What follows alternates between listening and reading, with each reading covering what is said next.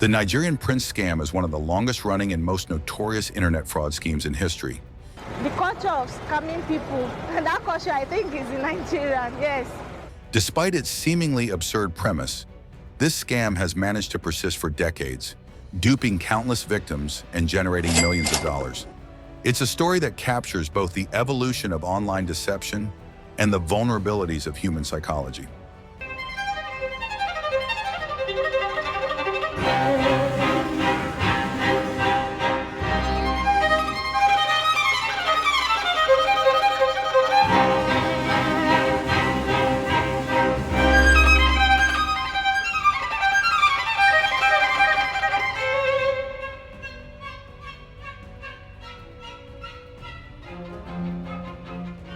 This scam begins with a simple email, one that millions of people around the world have received. The sender claims to be royalty, often a Nigerian prince trapped in an impossible situation. They tell a tale of political turmoil, frozen bank accounts, or an inheritance they cannot access without help. The victim is promised a cut of the fortune, millions of dollars, if they can assist by providing their bank account details or a small upfront payment to cover fees. It seems almost laughable. The idea of a wealthy royal figure relying on a stranger to solve their problems feels far-fetched. Yet year after year, this scam continues to find victims. To understand why, we need to look at its origins, how it works, and the emotional triggers it exploits. $248,800. Oh, man, I'm so sorry. I'm going to survive. I'm just not going to be able to do what I had planned on doing. While the Nigerian prince scam gained notoriety with the rise of email in the 1990s, its roots stretch back much further. In the 18th and 19th centuries, a scheme known as the Spanish prisoner scam was popular among con artists. In this scheme, fraudsters would write letters claiming to be a wealthy noble or official imprisoned under false charges. They would plead for assistance, promising a portion of their hidden wealth in return. The parallels to the Nigerian prince scam are clear: a dramatic narrative, an appeal for help, and the lure of a financial windfall. The transition to digital scamming marked a turning point. Email allowed fraudsters to cast a much wider net. The cost of sending thousands or even millions of emails was negligible, and the anonymity of the internet made it easier to avoid detection. By the late 1990s and early 2000s, these emails were everywhere. The term 419 scam became synonymous with the Nigerian prince scheme, named after the section of Nigeria's criminal code that addresses fraud. The mechanics of the scam are carefully designed to exploit human behavior. It starts with the initial email.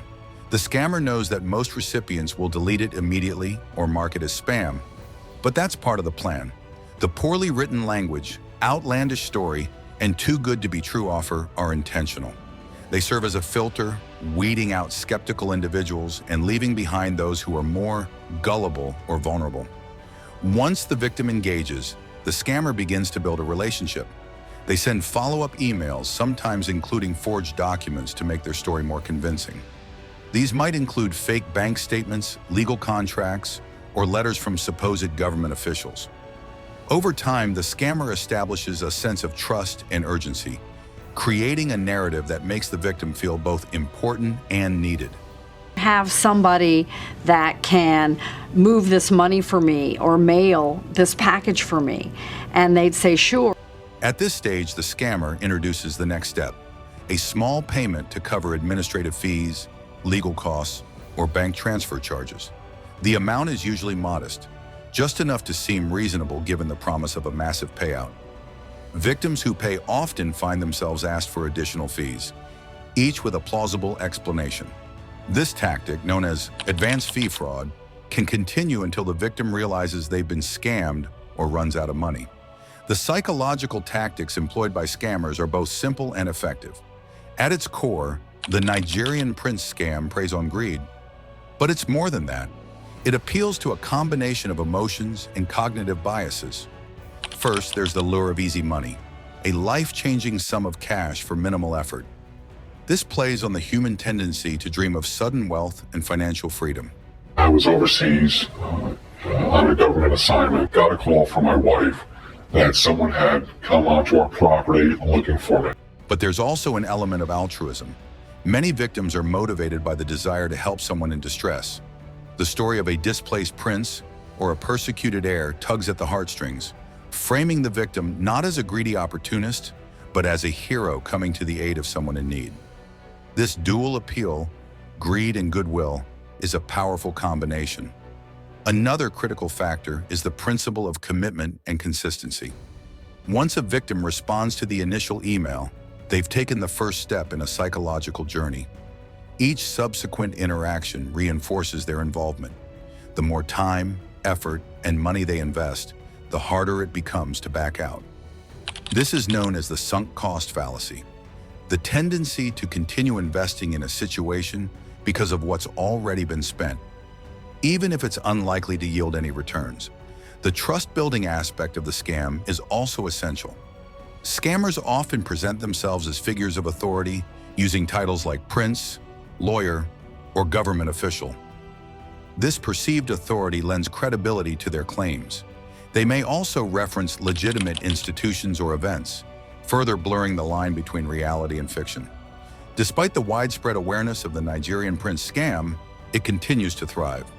According to reports, Americans alone lose hundreds of thousands of dollars to this type of fraud each year. On average, victims lose around $2,000, a significant sum for most people. The true scale of the scam is likely much larger, as many victims never report their experiences out of embarrassment or fear of ridicule. The impact of these scams goes beyond financial loss. Victims often experience intense feelings of shame and self-blame, questioning how they could have been so easily deceived.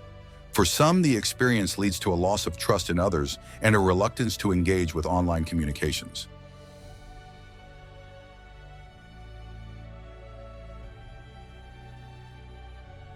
I felt really embarrassed.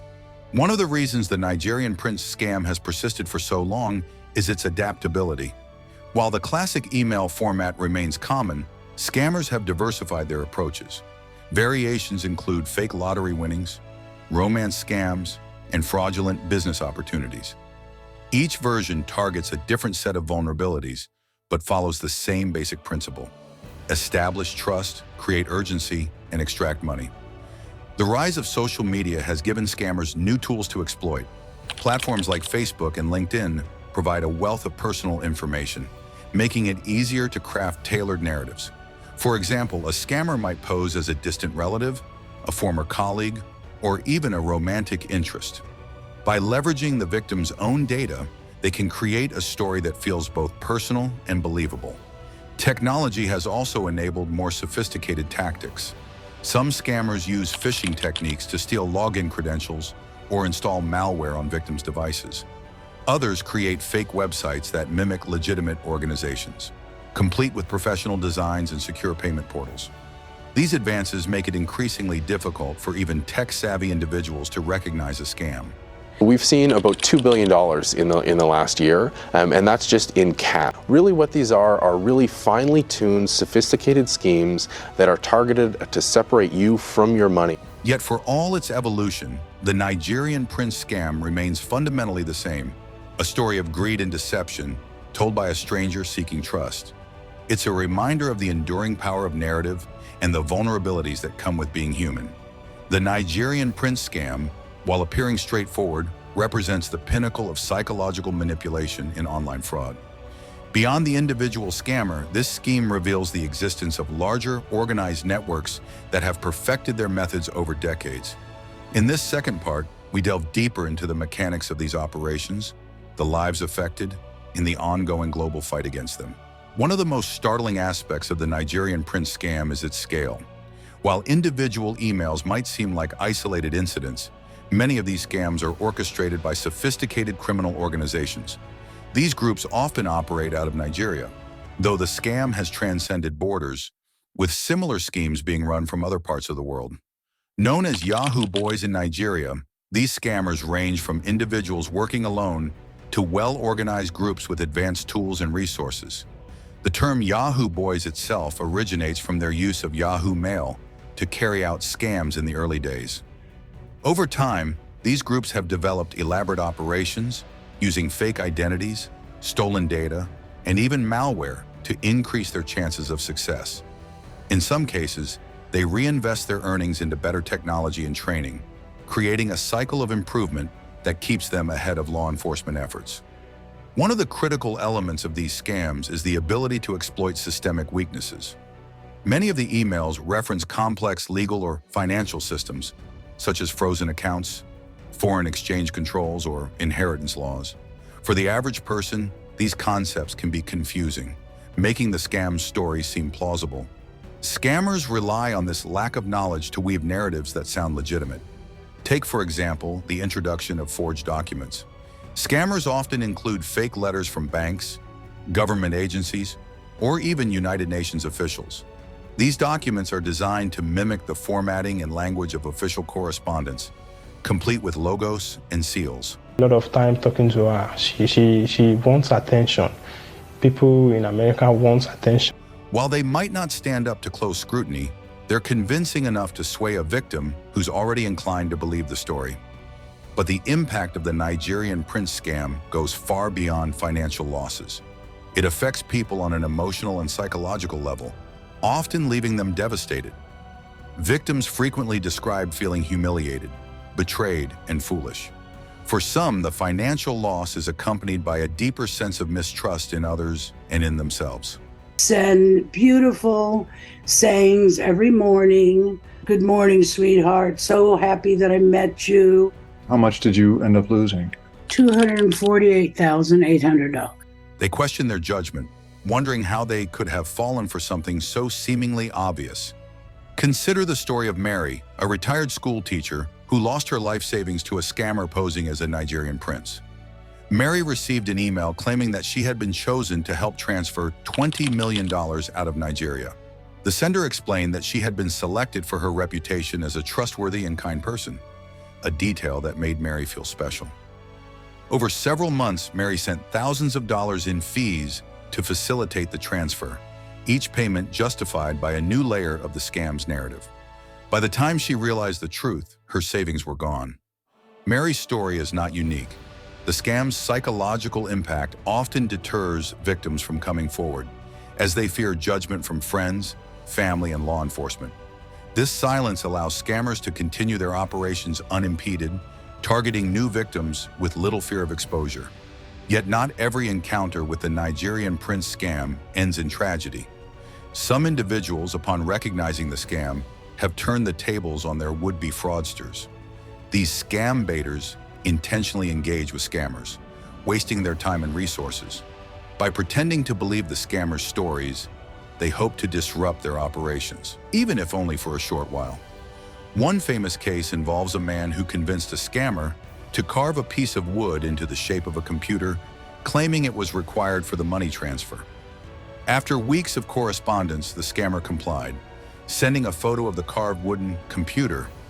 While these stories are humorous, they highlight the absurd lengths scammers are willing to go to convince their victims.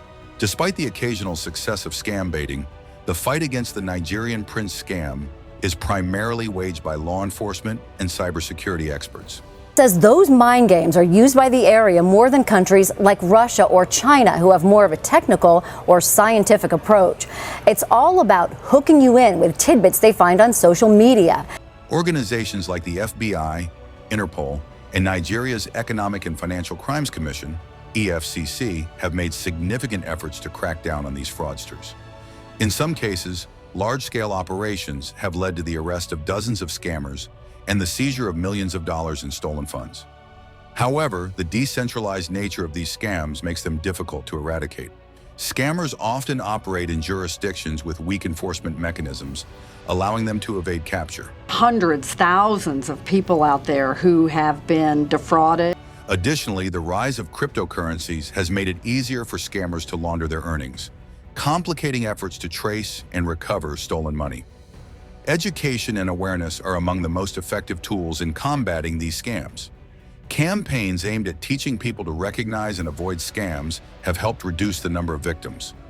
Governments, tech companies, and nonprofit organizations have all played a role in spreading the message. If it sounds too good to be true, it probably is. One key message is the importance of skepticism. Experts advise people to be wary of unsolicited emails, especially those promising large sums of money. They also recommend verifying the sender's identity, avoiding sharing personal or financial information, and using spam filters to block suspicious messages. Another crucial strategy is to report scams when they occur. Victims are encouraged to contact their local authorities, as well as organizations like the Better Business Bureau and the Internet Crime Complaints Center. Reporting scams not only helps authorities track and apprehend fraudsters, but also raises awareness among the general public. Technology companies also play a vital role in the fight against scams. Email providers like Google and Microsoft have developed advanced algorithms to detect and filter out scam emails before they reach users' inboxes. Social media platforms have implemented measures to identify and remove fake accounts, while cybersecurity firms continue to develop tools to protect users from phishing and malware. Still, the persistence of the Nigerian prince scam serves as a reminder of the challenges in combating online fraud. For every scammer caught, others take their place, using new techniques and technologies to target victims. It's a never-ending battle, one that requires vigilance, education, and collaboration on a global scale. As we conclude this exploration of the Nigerian prince scam, one thing is clear. It's not just a story about emails or stolen money. It's a story about human nature, the vulnerabilities that scammers exploit, and the resilience of those who fight back. It's a reminder that while technology can be a tool for deception, it can also be a weapon for justice. The next time you receive an unsolicited email promising untold riches, remember the lessons of this tale. Pause, think, and share your knowledge with others. Because in the fight against fraud, awareness is our strongest defense. If you found this video informative, don't forget to like, share, and subscribe for more content like this. Hit the bell icon so you never miss an update. Stay informed and stay safe online.